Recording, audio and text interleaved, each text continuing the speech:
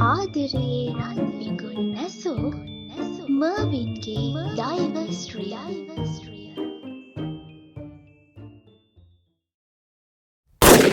සුබ දවසක්. අද මා තෝරාගත්ත ගීතය ඉතාම ජනප්‍රිය ගීතයක්.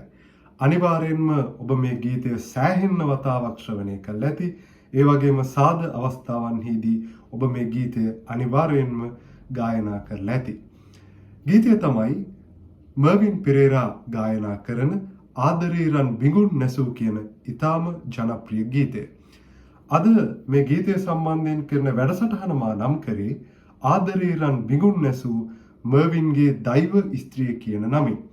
ඇත්ත වශයෙන්ම මේ ගීතය ඔබ සමග සංවාදයට ගත යුතුයි කියලා මා කල්පනා කළේත් මේ නම යෝජනා කරලා තියෙන හේතුව නිසාමයි.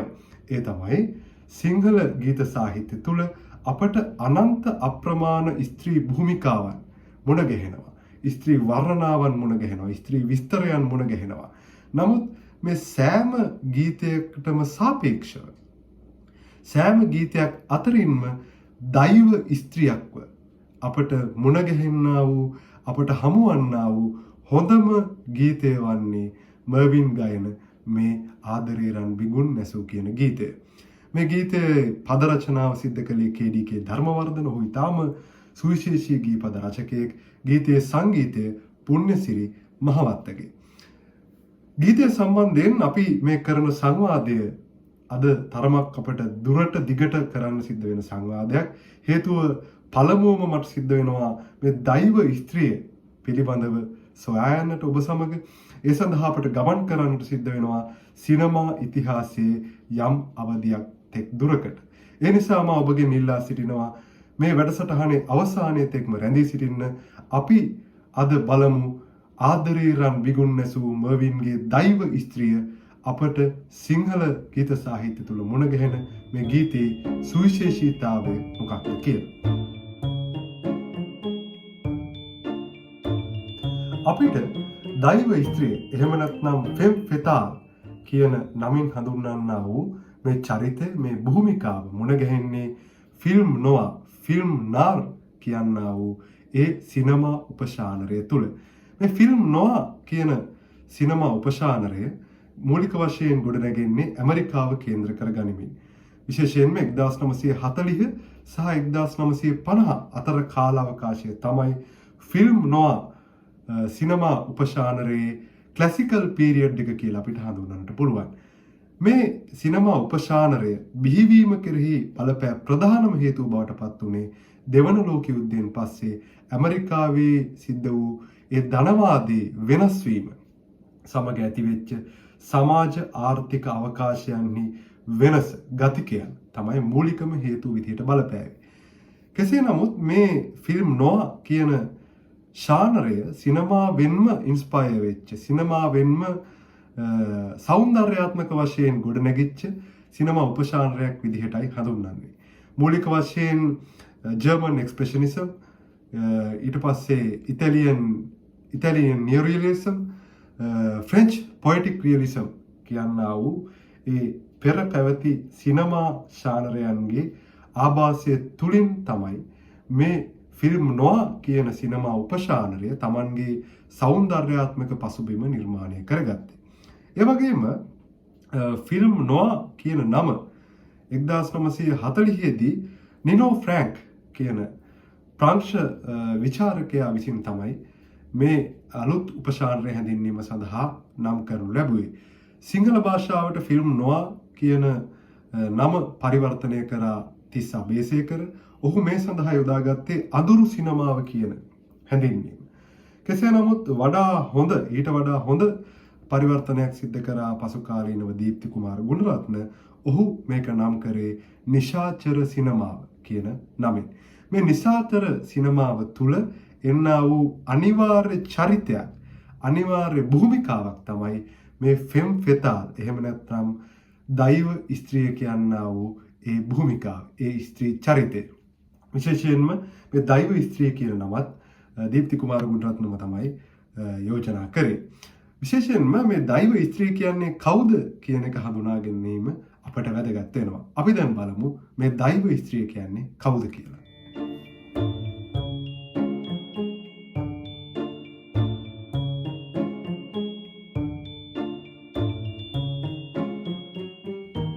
දැන් අපි බලමු ෆිල්ම් නොවා කියන සිනමා උපශානරේ අනිවාර්ය චරිතයක් බවට පත්වෙච්ච ෆෙම් ෆෙතාල් නම් චරිතය. එහෙම නැත්නම් නිසාචර සිනමාවේ අනිවාර්ය චරිතයක් වූ දෛව ස්ත්‍රිය කියන චරිතයේ සුවිශේෂීතා මොනවාද කියලා. මම ඔබට ආරම්භයේදීම සඳහන් කළා ඇමරිකාව තුළ මේ ෆිල්ම් නොවා නමින් සිනමා උපශානරයක් බිහිවීමට බලපෑම් මූලිකම හේතු වුණේ දෙවන ලෝක යුද්ධයෙන් පස්සේ ඇමරිකාවේ සිදු වූ ධනවාදයේ වෙනස් වීම කියන කාරණාව. විශේෂයෙන්ම දෙවන ලෝක යුද්ධයෙන් පස්සේ ඇමරිකාව තුළ විශාල වශයෙන් ස්ත්‍රීන්ට රැකියා වෙළඳපළක් නිර්මාණය වීම සිදු වුණා. ඒක කලින් පැවති ආකාරයේ රැකියා වෙළඳපළක් නෙමෙයි. ඒ වෙනුවට ස්ත්‍රීන්ට කාර්යාල තුල මේසක පුටුවක වාඩි වෙලා පිළිවෙලට කරන්නට පුළුවන් රැකියා වෙළඳපළක් විශාල වශයෙන් දෙවන ලෝක යුද්ධයෙන් පස්සේ විවර වීම සිදු වුණා. මට මතක් වෙනවා ඊයන් කප්ලාන් කියන සිනමා විචාරිකාව. ඇය ස්ත්‍රීවාදිනියක්. ඇය විශේෂයෙන් සඳහන් කළා එක අවස්ථාවක දෙවන ලෝක යුද්ධයෙන් සිදු එකම හොඳම සිදුවීම තමයි ස්ත්‍රීන්ට විශාල රැකියා වෙළඳපළක් මේ ආකාරයට නිර්මාණය වීම කියන කාරණාව. කොහොම නමුත් මේ ආකාරයට ස්ත්‍රීන්ට ලැබිච්ච රැකියාව මොනවද? බොහෝ දුරට ස්ත්‍රීන්ට ලැබුණේ ලිපිකාර රැකියාව. එහෙම නැත්නම් දුරකථන ක්‍රියා කරවන්නේගේ රැකියාව. එහෙම නැත්නම් පිළිගැනීමේ නිලධාරී රැකියාව. විශේෂයෙන්ම පුද්ගලික ලේකම් පර්සනල් ඇසිස්ටන්ට් විදිහට ලැබිච්ච රැකියාවන් තමයි මේ ස්ත්‍රීන්ට විවර වෙච්ච රැකියාවන් උනේ. අද පවා මේ ලාංකීය සමාජය තුල පවා විශේෂයෙන්ම පුද්ගලික ලේකම් වරියක් කිව්වායින් පස්සේ එතන රැකියාවකට වැඩි වුණු රැකියාවකට එහා ගිය වෙන ලිංගික අනන්‍යතාවයක් තියෙනවා. වෙන ලිංගික ඇඟවුමක් තියෙනවා. මට මතකයි සුනිල් පෙරේරාගේ ඉතාම ජනප්‍රිය ගීතයක් තියෙනවා. මට ගීතේ නම මතක නැහැ. මගේ මතකයේ නිවැරදි නම් මේ ගීතේ මේ මියුසික් වීඩියෝ එකේ ලේකම්වරියගේ ඒ චරිතය නිරූපණය කරන්නේ යුරේනි නොෂිකා. ඒක ඉතාම ලිංගිකව ඉතාම සෙඩක්ටිව් විදිහට මේ ලේකම්වරියව නිරූපණය කිරීම සිද්ධ කරනවා. එතකොට මට මෙතන හඟවන්නට උවමනා වෙච්ච දේ තමයි මේ නිර්මාණය වෙච්ච රැකියා වෙළඳපොළ තුල ස්ත්‍රීන්ට රැකියාව ලැබෙනවාට අමතරව රැකියාවක් කරනවාට අමතරව ඒ කතිකාව තුලින් ස්ත්‍රියව මේ රැකියා කරන රසා කරන ස්ත්‍රියව ලිංගික සිම්බල් එකක් ලිංගික සංකේතයක් විදිහට අවභාවිතා කිරීමකුත් සිද්ධ වෙන්න පටන් ගත්තා. විශේෂයෙන්ම අපි කියනවා සෙක්ස් ඔබ්ජෙක්ට් එකක් විදිහට සෙක්ෂුවලි ඔබ්ජෙක්ට් එකක් විදිහට නැත්නම් ලිංගික වස්තුවක් විදිහට මේ ස්ත්‍රියව භාවිතා කිරීම සිද්ධ වුණා. මෙන්න මේ ආభాසය තමයි ෆිල්ම් නොවා කියන සිනමා උපශානරය තුල ෆෙම් ෆෙතාල් කියන චරිතය ගොඩනැංවීමේදී භාවිතා වෙච්ච ආభాසය.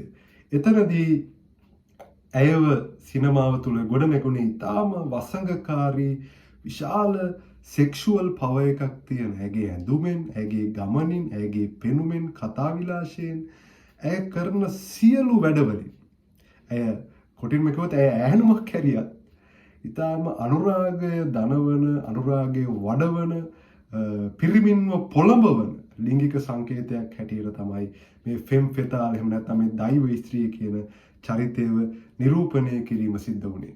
ස්ත්‍රීවාදය තුළ ස්ත්‍රීවාදිනියන් මේකට ඉතාම ක්‍රිටිකලි දේවල් කියලා තියෙනවා. දේවල් විවේචනය කරලා තියෙනවා. කොහොම නමුත් මට මෙතන ගොඩනගන්නට ඕන ඉතාම තවත් වැදගත් දෙයක් තමයි මේ සෙඩක්ටිව් පවර් එක. ෆෙම් ෆෙතාල් කියන චරිතයට ෆිල්ම් නොවවල ආපු මේ දෛව ස්ත්‍රිය කියන චරිතයට විශාල පෙළඹවීමේ සෙඩක්ටිව් පවර් එකක් තියෙනවා පිරිමින්. බොහෝ දුරට මේ ෆිල්ම් නොවවල ක්ලාසිකල් පීරියඩ් එකේ චිත්‍රපටිවල පුද්ගලික රහස් පරීක්ෂකයෙක් ඉන්නවා. ඔහු යම්කිසි පුද්ගලික ප්‍රශ්නයක හිර වෙලා මේ යම්කිසි පුද්ගලික විමර්ශනයක කටයුතු කරන කෙනෙක්. ඔහුට යම් අවස්ථාවක මේ ෆෙම් ෆෙතාල් මුණ ගැහෙනවා. එතකොට මේ ෆෙම් ෆෙතාල් මොහුව පොළඹවනවා. මොහුගේ රැකියා ජීවිතය සහ පුද්ගලික ජීවිතය, ආදරය, රාගය මේ හැම දෙයක්ම එකිනෙක පැටලෙනවා. මේක හොයාගන්න බැරි පැටලුම් බෝලයක් බඩපත් වෙනවා. ඔහුට මාරු වෙනවා එකිනෙක. මේක මේ තත්ත්වය තුල තමයි ෆෙම් ෆෙතාල් කටයුතු කරන්නේ. නමුත් ෆෙම් ෆෙතාල් නැත්නම් දෛව ස්ත්‍රිය හැම නිතරම මේක යම් කිසි සීමාවක් තුල නවත්ත ගන්නවා. අන්න ඒක ඊටාම සුවිශේෂී ලක්ෂණයක් මේ ෆිල්ම් නොවා චිත්‍රපටිවල. විශේෂයෙන්ම ඇය පිරිමින්ව පොළඹවනවා යම් සීමාවක් තෙක්. නමුත් ඒ කිසිම පිරිමියෙකුට ඒ සීමාව පනින්නට ඇය ඉඩ දෙන්නේ නැහැ.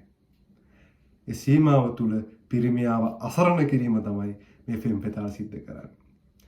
එතනදී ඊටාම ෆැලික පවර් එකක් තියෙන. ෆැලික් බලයක් තියෙන ස්ත්‍රියක්ව තමයි අපිට දැක ගන්නට ලැබෙන්නේ.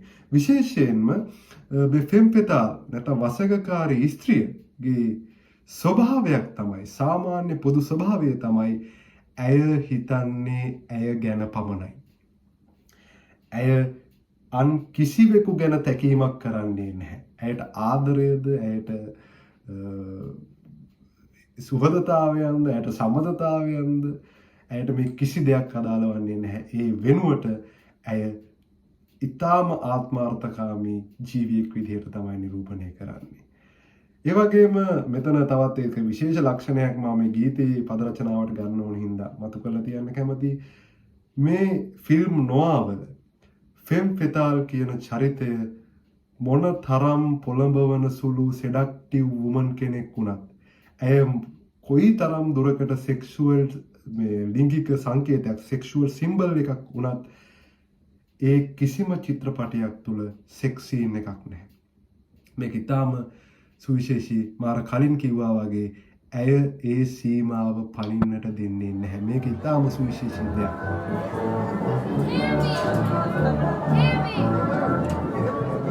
හොඳයි. දැන් අපිට ෆෙම් ෆෙතාල් එහෙම නැත්නම් දෛව ස්ත්‍රිය කියන චරිතය සම්බන්ධයෙන් යම්කිසි දල අදහසක් තිබෙනවා. අපි දැන් උත්සාහ කරමු මර්වින්ගේ ගීතයට ඒ දල අදහස ඔස්සේ පිවිසලා බලන්න. මම පළමුව කැමති KDK ධර්මවර්ධන කියන ඒ සුවිශේෂී පද රචකයාගේ පද රචනාව ඔස්සේ මේ ගීතයට පිවිසලා බලන්න. ඊට කලින් KDK ධර්මවර්ධන කියන පද රචකයාගේ ස්වභාවය අපි යම් දල අවබෝධයක් ගත්තොත් ඔහු ගැන නොදන්නා අයට KDK කියන්නේ ඊටාම සුවිශේෂී නූතන සිංහල පද රචකයෙක්. ඔහු ගීත විශාල සංඛ්‍යාවක්, ඊටාම ජනප්‍රිය ගීත විශාල සංඛ්‍යාවක් පද රචනා කරලා තිබෙනවා. ඒ වගේම සතුට දනවන මේජර් කොටසේ ගීත වගේම ඊටාම දුක දනවන දුක අන්තයට බර ගීතත් ඔහු පද රචනා කරලා තියෙනවා. උදාහරණයක් විදිහට කිව්වොත් එහෙම සුනිල් එදිරිසිංහ ගායනා කරන කලේ පැන් නැත නැවුම් රහ නැත කියන ගීතය ඊටාම ශෝකී මයිනර් කෝඩ් එක යන ගීතයක්. ඒ වගේම ආදර සීනුව පෙම්ලොව දොර ළඟ රැවුදෙන ග්‍රේෂන් ආනන්ද කියන ගීතය. ඒ වගේම රණබර ඉදුදුරු සිතුවම් වෙලා කියන ගීතය මේ ඊටාම සතුට දනවන මේජර් කෝඩ් එකේ යන ගීත. අපි දල වශයෙන් බෙදුවොත් ඔහු මේ මට කියන්නට ඕන වුණේ ඔහු මේ පැති දෙකේම ඊටාම සුරුකම් පෑ පද රචකයෙක් කියන එක. ඒ වගේම ඔහුගේ පද රචනා තුළ තිබෙන ඊටාම සුවිශේෂීතාවයක් තමයි මේ ස්ත්‍රීන්ගේ වර්ණනාවන්. අපි ගත්තොත් එහෙම ඔහු අමරදේව මාස්ටර්ට රචනා කරපු කුමරියක පාසලම සැරුණා ගීතයේ ඇගේ ලවන් ගැන, ඇගේ ලැම ගැන, මේ කාන්තාවන්ගේ ඊටාම මේ ශරීරාංග ගැන ඊටාම නුරාගී වර්ණනාවන් ඔහු සිද්ධ කරලා තියෙනවා. නමුත් ඔහුගේ සෑම පද රචනාවක්ම අරගෙන එක පැත්තකින් තියයි. ඔහුගේ මේ පද රචනාව අරගන්න. දැන් අපේ අර ෆෙම් ෆෙතාල් නැත්නම් දෛව ස්ත්‍රිය කියන අදහස ඔස්සේ අපි මේකට පිවිසෙමු. බලන්න මේ ගීතය තුළ ඔහු අතිශය අනුරාගික ස්ත්‍රියක්ව නිරූපණය කරත් මේ ගීතයේ කිසිම තැනක ඒ ස්ත්‍රියගේ ශරීරාංගයක් ගැන ඔහුගේ සුපුරුදු පද රචනාවල තිබෙන දෙතොල් ගැන වේවා, දැස් ගැන වේවා, ලැම ගැන වේවා, ඇගේ තුනු අගම ගැන කිසිදු උපමාවක් රූපකයක් අපට හමුවන්නේ නැහැ. ඇගේ කිසිම ශරීර කොටසක් සුවිශේෂීව අනුරාගීව ඔහු මෙතන උලුප්පා දක්වන්නේ නැහැ. ඒ වෙනුවට ඔහු ගොඩනගන්නේ සමස්ත අදහසක්. ඒ අදහස තුළ අපට ඊටාම පැහැදිලි සරාගික ස්ත්‍රියක් ඉන්න බව, ඊටාම සරාගික ස්ත්‍රියක් ඉන්න බව මගේ නිරීක්ෂණය අනුව නම් ඔහුගේ ඊටාම සරාගික ගීතය වෙන කුමරියක පාසලම සරුණා ගීතයේ ඉන්න ස්ත්‍රියටත් එහා ගිය සරාගී ස්ත්‍රියක් ඉන්න බව අපට ඊටාම පැහැදිලි. නමුත් මේ ගී පද රචනාවේ කිසිම තැනක ඔහු කිසිම ශරීරාංගයක් උලුප්පා දක්වන්නේ නැහැ.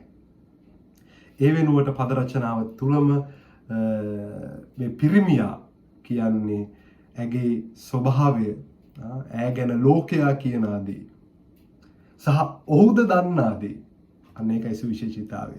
මා අර කලින් සඳහන් කරපු මේ ෆිල්ම් නොවවල ෆෙම් ෆෙතාල් පිරිමියාව පොළඹවනවා. නමුත් ඒක සෙක්ස් සීන් එකක් නෑ වගේ මේ පද රචනාව තුලත් කිසිදු ලිංගික ඇගවුමක් විශේෂයෙන් නැහැ. විශේෂයෙන් හොවා දක්වන නැහැ. නමුත් සමස්තය තුල ඒ සෙඩක්ෂන් එක, ඒ ලිංගික අර්ථය ඊටාම හොඳින් මනාව නිරූපිතයි. ඒක හැඟීමක් විදිහටයි දැනෙන්නේ. හැඟීමක් විදිහටයි ලබා දෙන්නේ. ඒක ෆීල් එකක්. එතකොට ඊට පස්සේ මට තව දුරටත් මේක පද රචනාව ඔස්සේ තව දුර යන්න පුළුවන්. නමුත් වේලාව කල්පනාකරණය කරගන්න ඕන හින්දා මා කැමති පුණ්‍යසිරි මහවත්ත කියන මේ තනු නිර්මාපකයා වෙත පිවිසෙන්න. මේ පුණ්‍යසිරි මහවත්ත විශේෂයෙන්ම ප්‍රේමකීර්ති දාල්විස් එක්ක ඉතාම සුවිශේෂීව ළඟින් වැඩ කරපු කෙනෙක්. කොයිතරම් දුරට ළඟින් වැඩ කරලා තියෙනවාද කියනවනම් මේ අමාදහර දිය ගලා ගලා කියන ගීතය ඒක ප්‍රේමකීර්ති ලියපු ගීතයක්. නමුත් ඒක අදටත් ජනප්‍රිය වෙලා තියෙන්නේ පුණ්‍යසිරි මහවත්ත පද රචනා කළයි කියලා. ඒක ගුවන් විදුලි ඒ කාලේ තිබ්බ යම් නීතිමය ප්‍රශ්නයක් නිසා ප්‍රේමකීර්ති ලියලා පුණ්‍යසිරිගේ නමින් තමයි මේක ජනගත කිරීම සිද්ධ කරලා තියෙන්නේ. ඒතකොට ඒ කාලේ ගීත ඉතිහාසය ගැන වෙනම අපිට කතා කරන්නට පුළුවන්. කොහොම නමුත් ඔහුගේ ගීත කිහිපයක් තියෙනවා. මේ ඔහු වික්ටර් රත්නායකට ඉතාම මේ ජනප්‍රිය ගීතයක්, ගීත ගණනාවක් සඳහා තනු නිර්මාණය කළ තියෙන. විශේෂයෙන්ම ඔහුගේ තනු තුල අර ලංකාවේ පිළිලයක් බවට, පිළිකාවක් බවට පත් වෙලා තිබ්බ උත්තර ಭಾರತೀಯ රාගධාරී සංගීතයේ හෙවණැල්ල ඉතා තදින් වැටිලා නැහැ. නොවැටුලා තියෙනවා කියලා කියන්න තරම් මම නිර්භීත වෙන්නේ නැහැ.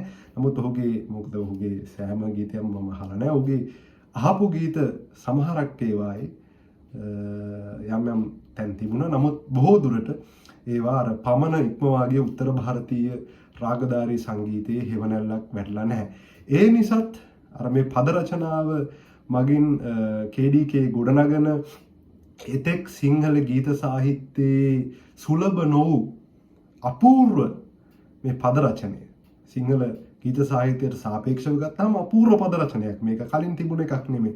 ඒ අපූර්ව පද රචනයට සාම්ප්‍රදායික නොවන මියුසික් එකක්, මෙලඩි එකක්, තනුවක්, සංගීතයක් සපයලා තියෙනවා. නමුත් මගේ පුද්ගලික අදහස තුල නම් මා ඒ තරම් දුරට මේ තනුව සහ සංගීතය ගැන නම් සතුටට පත්වන්නේ නැහැ. ඉන් පස්සේ මම කැමති මේ ගීතයේ ගායකයා ඔස්සේ මේ ගීතයට පිවිසෙන්න. ඒ තමයි මර්වින් පෙරේරා. මර්වින් පෙරේරා ඔබ කවුරුත් මේ පරම්පරාවේ මේ වීඩියෝ බලන අය විවිධාකාරයට මර්වින් පෙරේරා හඳුනා ගන්න පුළුවන්. කෙනෙක් අමල් පෙරේරාගේ තාත්තා කියලා මර්වින් පෙරේරා හඳුනා ගන්න පුළුවන්. එහෙම නැත්නම් නදීමාල් පෙරේරාගේ සීයා විදිහට මර්වින් පෙරේරාව හඳුන්වන්න පුළුවන්. මේ මර්වින් පෙරේරාගේ සම්පූර්ණ නම තමයි තුසේ පෙරේරා ලියන රාලලාගේ මර්වින් ඇලෝසියස් පෙරේරා. මේ ඔහුගේ නම. ඒ වගේම මර්වින් පෙරේරා කියන්නේ සුප්‍රකට නැටුම් සහ සංගීත ගුරුවරයෙක් වෙච්ච හර්මන් පෙරේරාගේ සහ ඉසබෙලා පෙරේරාගේ පුත්‍රයෙක්. ඒකත් මා සුවිශේෂීව සලකුණු කරන්න කැමති. ඒ වගේම මර්වින්ගේ හඬ පරාසය මේ ගීතයට බුහුටි වන්නේ කෙසේද, මේ ගීතයට ඉතාම සුදුසු වන්නේ කෙසේද කියන එකට මා දන්නා මගේ දැනුම් මට්ටම අනුව මා තීරණය කරන්නේ ඔහුගේ හඬ ඒ කාලේ ගුවන් විදුලියේ ඉඳපු බොහෝ ගායකයන්ගේ පරිද්දෙන් නැවතත් අර උත්තර ಭಾರತೀಯ ශික්ෂණය ලැබපු ඒ ශික්ෂණය තුල පමණට වඩා එල්බුණු කටහඬක් නෙමෙයි මර්වින්ගේ කටහඬ. මර්වින්ගේ කටහඬ තුල යම්කිසි වෙස්ටර්න් ටච් එකක් තමයි තිබෙන්නේ. විශේෂයෙන්ම ඔබ කවුරුත් දන්නා ඔහුගේ පුත්‍රයා අමල් පෙරේරාගේ කටහඬ බලන්න. මේක නදීමාල්ගේ මා ඊතරම්ම නිරීක්ෂණය කරලා නැහැ. මා නදීමාල්ගේ ගීත අහලා තියෙනවා. නමුත් මේක හොඳටම මා සලකුණු කරන්න කැමති මර්වින් පෙරේරාගේ සහ මර්වින් පෙරේරාගේ පුත්‍රයා අමල් පෙරේරාගේ කටහඬ. මේක යම්කිසි වෙස්ටර්න් ටච් එකක් තමයි තියෙන්නේ. ඒකට ප්‍රධාන එක හේතුවක් තමයි මේ මර්වින් පෙරේරාගේ හඬ පුහුණුව මූලික වශයෙන් සිද්ධ වුණේ පල්ලිය මූලික කරගනිමින් ඒ වගේම ලයිලි ගොඩ්රිච් කියන මේ පල්ලියේ ඉඳපු නිලධාරියෙක් තමයි ඔහුගේ කටහඬ පුහුණුව කිරීමේ මූලිකයා බවට පත් වුණේ. ඒ නිසා මර්වින් මගේ නිරීක්ෂණය වන වාසනාවන්ත වුණා පමණට වඩා අර උත්තර ಭಾರತೀಯ රාගධාරී සංගීතයේ අති ශික්ෂණය තමාගේ කරමත හිස මත පටවා නොගෙන ඉන්න. ඒ නිසා මර්වින් පෙරේරාගේ කටහඬත් මේ ගීතයට ඉතාම හොඳින් ගැලපෙන බව මගේ නිරීක්ෂණයයි. විශේෂයෙන්ම පසුව මේ ගීතයට අදාළව විශාල කවර් වර්ෂන් සංඛ්‍යාවක් තියෙනවා YouTube එකේ. මර්වින් පෙරේරාම විවිධ අවස්ථාවලදී මේ ගීතය ගායනා කරලා තියෙනවා. තනුවේ යම් මේ රිද්මයේ වේගයේ වෙනස්කම් සහිතව. ඒ වගේම අමල් පෙරේරා නදීමාල් මේ ගීතය කියනවා මම අහලා තියෙනවා.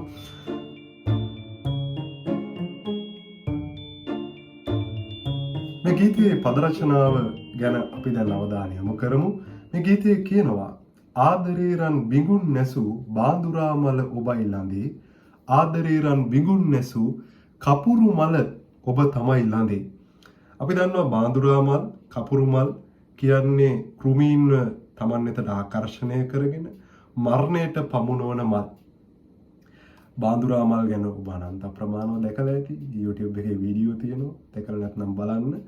ඒවාට බඹරුන්ව ආකර්ෂණය කරගෙන බඹරුන්ව ඇතුළට ඇදගෙන මේ බාඳුරා මල් Tamanගේ පෝෂණය සලසා ගන්න ඕන මරණයට පත් කිරීමෙන්. ඊට පස්සේ ඊළඟ කොටසේ කියනවා ගලන ගඟුලක් ලෙසින් දුටු ඔබයි මිරිඟුව මුවන් නැසු. මේකේ අපි ගමු පායන කාලයක වනාන්තරය.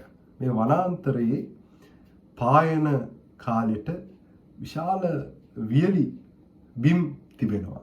මේ වියලි බිම් වල මිරිඟුවක් විදිහට ඇත්තට නෙමෙයි මායාවක් විදිහට වතුර පිරිච්ච තැන් ඈතින් පේනවා. මේවා දැකලා රැවටිලා මේ තියෙන්නේ ඇත්ත ජලාශයන් ඇත්ත වතුර පිරුණු තැන් කියලා හිතාගෙන මුවන් මේ පසුපස දිව යනවා. අවසානයේ මේ දුව ගිහිල්ලා ඒ මිරිඟුව නිසා වතුරක් නැතුව වෙහෙසටපත් වෙලා වුන් නිකන් නිස්කාරණේ මරණයටපත් වෙනවා. එතකොට මෙන්න මේ යෙදුම තමයි මෙතන තියෙන්නේ. ඒ වගේම මෙතන කියනවා රසය ඇති කර පණක් නැසූ ඔබයි පැණි බිඳ විසක් මුසු. ඊටාම අලංකාර යෙදුමක්. ඔබ හිතන්නේ ඊටාම සාපිපාසාවෙන් ඉන්න කෙනෙකුට පැණි බිඳක් දෙනවා. මේක ඊටාම මිහිරි පැණි. නමුත් ගැටලුව වෙන්නේ ඒ පැණි බිඳට විස මුහු කරලා තියෙන්නේ. අර සාපිපාසාවෙන් ඉන්න කෙනා අපි හිතමු අනුරාග පිපාසාවෙන් ඉන්න කෙනා මේ පැණි බිඳ දිව ගන්න. ඊටාම ලෝභකමෙන් ඊටාම ආසාවෙන් ඔහු මේ ආහාරයට ගන්නවා දිව ගන්නවා. නමුත් අවසානයේ මේ පැණි බිඳුවේ විස මුසුව තිබෙන නිසා ඔහු ෂණිකව මරණයටපත් වෙනවා. මේක සුවිශේෂී යෙදුමක්. ඉන්පස්සේ කියනවා රුදුරු ලෙස කැළඹිලා හැමු සුළඟ ඔබ වෙයි පහන් නිමු. ඊතා වේගයෙන් ඡණ්ඩ මාරුතයක් විදියට කලඹවමින් හමාගෙන එන ඔබ නිසා ඒ රුදුරු ලෙස හමන සුළඟ ඔබ නිසා මේ රුදුරු ලෙස හමන හුලඟක් කියන්නේ සුවදායක හුලඟක් නෙමෙයි. මරණ බය පමුණුවන හුලඟක්, විනාශය ගෙන එන හුලඟක්, සුලි කුණාටුවක් මේක. විනාශය ගෙන එන හුලඟක්. ඒ හුලඟ මොකද කරන්නේ? පහන් නිවා දමනවා. අපි සාම්ප්‍රදායික සාහිත්‍යයේ අර්ථවලට රූපක වලට ගිහිල්ලා බලමු. පහන කියන්නේ ආලෝකය. ඒකට ආලෝකය කියන්නේ පෙනීම, දැනීම, අවබෝධය.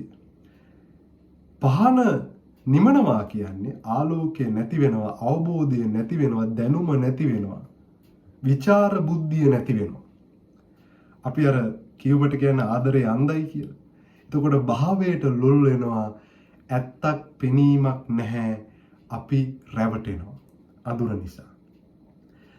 මේකට මේ ෆිල්ම් නොවා වලින් යම් ගැළපීමක් කරනවා නම් ෆිල්ම් නොවා වල අනිවාර්යයෙන් පෙන්වන ලක්ෂණයක් තමයි පොත්කඩ. අනිවාර්යෙන් මේ බුක් ෂොප් එකක් පොත් සැලක් කොහේ හරි පෙන්වනවා. මේ පොත් සැල තුල බොහෝ දුරට ඉන්නවා අර වසඟකාරී ස්ත්‍රී. එතකොට මේ පොත්සලට යනවා අර පුද්ගලික පරීක්ෂකයා නැත්නම් අර පිරිමියා, වසඟයට ලක්වන පිරිමියා ගිහිල්ලා ඇයව අහු වෙනවා අර වසඟකාරී ස්ත්‍රියට. එතන පොත් කියවෙන බවක් බුද්ධිමය අවකාශයක් නෙමෙයි, වෙන අනුරාගික ආශා කලාපයක් බවට පත් වෙනවා. ඒ බුද්ධියේ තර්කයේ අපි කියන එන්ලයිට්මන්ට් ස්පේස් එකක් නෙමෙයි, සෙඩක්ටිව් ස්පේස් එකක් බවට පත් වෙනවා. ඒ වගේ යෙදුමක් තමයි මෙතන රුදුරු ලෙස කැළඹිලා හැමු සුළඟ ඔබ වෙයි පහන් නිමු. ඊටාම වේගයෙන් හඹාගෙන එන හුණගක්, පහන නිවාගෙන එන හුණගක්. ඒ කියන්නේ අඳුර අරගෙන එන හුණගක්, පෙනීම නැති කරන හුණගක් මේක. විනාශය ගෙනෙන හුණගක්. නමුත් අවසානයේ මොකක්ද කියන්නේ? ලෙවන් කීවත් ළඳේසි. ලෙවන් කියන්නේ ලෝකය. හරි. එතකොට අපිට පැහැදිලි වෙනවා මේ කලින් චෝදනා සියල්ලම සිදු කරන්නේ කවුද? ලෝකයා. ඔහු නෙමෙයි කියන්නේ. ලෝකයා එසේ කීවත් ඔහු අවසානයේ කියනවා සුපුන් සඳ ඔබ තමයි මගේ. මොකද්ද මේ නැවත දිනලා තියෙන්නේ? අර උඩ කියන ස්ත්‍රියගේ මේ අර උඩ චෝදනා ලබන මේ චෝදනා කිසිවක් ඔහු කරන ඒවා නෙමෙයි, ලෝකයා ඔහුට කියන ඒවා, ඇයට කරන ඒවා. ඔහු කියනවා අනේ ලෝකයා ඒ මොනවා කිව්වත් සුපුන් සඳ, හොඳින් පිරුණු හඳ ඔයා කාගේද? මගේ. මොකද්ද මේ නැවත ජයගෙන තියෙන්නේ? ඇයගේ සෙඩක්ටිව් පවර් එක, ඇයගේ වසඟය නැවත ජයගෙන තියෙනවා. ඇයගේ වසඟයෙන් ඔහු ගල් වෙලා තියෙනවා. ඔහු අහු වෙලා තියෙනවා. ඔහුට පුද්ගලික ජීවිතය, ඔහුගේ බුද්ධිය, තර්කය, ඥානය, මේ හැමදේම පැටලිලා තියෙනවා. අපිට මේ සම්බන්ධයෙන් තමයි අපි සාකච්ඡා කරේ. එතකොට අපිට හම්බ වෙන්නේ මේ දෛව ස්ත්‍රියම. මේ පිරිමියාට, මේ ගීතයේ සිටින පිරිමියාට හම්බෙලා තියෙන්නේ ඔහුගේ දෛව ස්ත්‍රියව. ඔහු වසඟේ ඇලී ගැලී සිටින්නේ. දීර්ඝ වේලාවක් මේ ගීතය සම්බන්ධයෙන් මා සිදු කළ පැහැදිලි කිරීම සමග රැඳී සිටි ඔබට ස්තුති කරන්න මම කැමතියි. ඒ වගේම මම ඔබට ආරාධනා කරනවා තවදුරටත් ෆිල්ම් නොවා චිත්‍රපට උපශානරයට අදාළව ඒ චිත්‍රපටි නරඹන්න. ඔබට ඊටාම හොඳ ආස්වාදයක්, අවබෝධයක්, දැනුමක් ගන්න පුළුවන් බව මට විශ්වාසයි. ඒ වගේම මේ ෆිල්ම් නොවා කියන සිනමා සම්ප්‍රදාය 1940 1950 1940 ආරම්භ වෙලා 1950 දී මේක නැවතුණා නැහැ. අද වෙනකුණුත් මේ සිනමා උපශානරීය සිනමාව තුළ පවතිනවා. අද මේක පවතින්නේ පෝස්ට් නොවා විදිහට, විශේෂයෙන්ම මාටින් ස්කෝසේසි වගේ සිනමා අධ්‍යක්ෂකවරු වර්ණ සිනමාව තුළ පෝස්ට් නොවා ෆිල්ම් කරමින් ඉන්නවා. ඉතාම ජනප්‍රිය කලාකෘති මේවා. මම අපට ආරාධනා කරනවා ඒවා නරඹන්න, ඒවා විචාරය කරන්න. ඒ වගේම මර්වින් පෙරේරාගේ මේ ගීතය අපේ සිංහල ගීත සාහිත්‍ය තුල මා දන්නේ නැහැ KDK දැනගෙන ඉන්දියාද කියලා මේ දෛව ස්ත්‍රිය සහ නොවා ෆිල්ම්ස් ගැන, ෆෙම් පෙතාල්ලා ගැන. කෙසේ නමුත් ඔහු දැන ඉන්දියා හෝ නොදැන ඉන්දියා, ඔහු මේ ගීතය තුල කරලා තිබෙන වූ විශ්ව කර්ම රචනයට මා ඔහුට ස්තුතිවන්ත වෙන්න කැමතියි. ඔහු අපගේ ජීවිත, විශේෂයෙන්ම මගේ ජීවිතය තුළ ඉතාම දරා ගැනීමට අපහසු කාලවල් වලදී විශාල වශයෙන් සෞන්දර්යාත්මක සහනයක් සපයපු ගීපද රචකයෙක්, ඉතාම ආසා කරන ගීපද රචනා රාශියක් ඔහු අතින් ලියවිලා තිබෙනවා. එසේනම් අපි තවත් දවසක තවත් ගීතයක් සමගින් හමුවෙමු. අපි මීට කලින් කතා කළා ටීඑම් ජයරත්නගේ අප හමුවත් නොවුනත් කියන ගීතයේ මේ පශ්චාත් නූතන ලෝකයේ සමදතා සම්බන්ධයෙන් මම ඔබට ආරාධනා කරනවා ඒ නැරඹුවේ නැත්නම් මේකත් බලන්න කියලා. ඒ වගේම තවත් ගීතයක් සමගින් ළඟදීම නැවතත් හමු. එහෙනම් ඔබට සුබ දවසක්.